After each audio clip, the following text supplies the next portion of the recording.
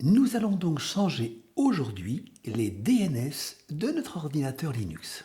Alors on utilise pour l'instant ceux de notre fournisseur d'accès Internet, alors que ce soit Orange, SFR, Free ou autre. Les changer va nous permettre, on va dire, d'obtenir un petit peu plus de liberté.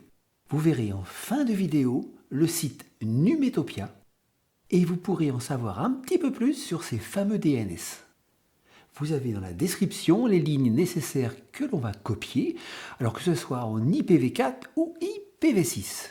Pour la présentation, je vais donc de mon côté créer un nouveau dossier que je vais appeler DNS et coller dedans les lignes de la description. Et j'enregistre. Je mets la fenêtre en petit. Et je déplace le document. Bon, on fait un clic droit dans le panneau et on clique sur Paramètres système. On va mettre en grand et on clique sur Réseau. Si on est en Wi-Fi, on sélectionne la connexion réseau qu'on désire changer et on clique sur le petit rouage. Si on est en filaire, on fait de même et on clique sur le petit rouage tout en bas. Pour cet ordinateur, je suis en Wi-Fi, donc je clique ici. Puis j'ouvre l'onglet IPv4. Là, en premier, on désactive l'automatisme du DNS et on clique sur le petit plus pour ajouter un serveur.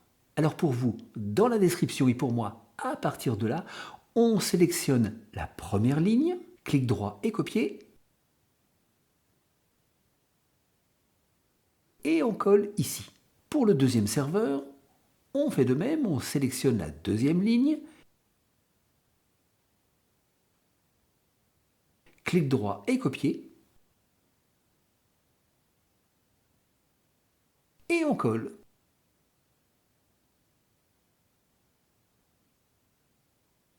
Puis on clique naturellement sur Appliquer. On refait les mêmes opérations, mais cette fois on ouvre l'onglet IPv6, on désactive l'automatisme du DNS, on clique sur le petit plus pour ajouter un nouveau serveur, et on refait comme précédemment. On sélectionne la première ligne, clic droit et copier, et on colle ici. Pour le deuxième serveur, on fait de même. On sélectionne la deuxième ligne, clic droit et copier, et on colle.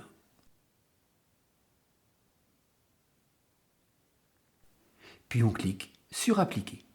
Je mets en petit les deux fenêtres.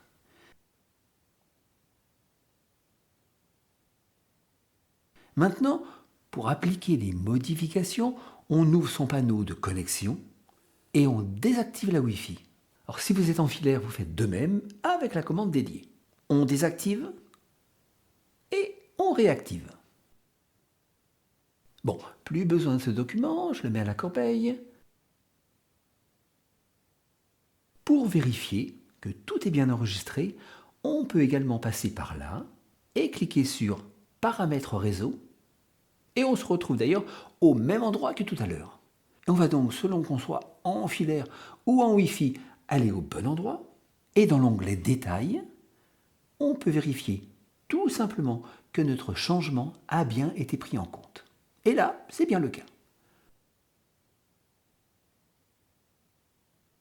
On peut fermer toutes les fenêtres. Alors pour réaliser cette vidéo, je me suis appuyé sur un excellent site, Numétopia. Vous pourrez retrouver l'adresse dans la description. Ce site est une véritable mine et on peut trouver tout un tas d'informations.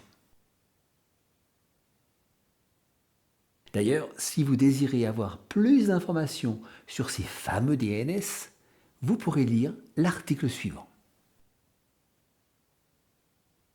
Dans la prochaine vidéo, alors cela concernera surtout ceux qui sont en dual boot, qui ont donc sur le même ordinateur à la fois Windows et Linux. On va voir comment rapatrier toutes ces données, toutes ces datas de Windows vers Linux. il est vraiment pratique d'avoir tout au même endroit. On peut bien sûr travailler sur des logiciels, sur Windows, mais le résultat de ce travail, lorsque c'est possible, de le mettre sur Linux facilitera grandement la sauvegarde et vous permettra de tout centraliser. Alors, bonne fin de semaine!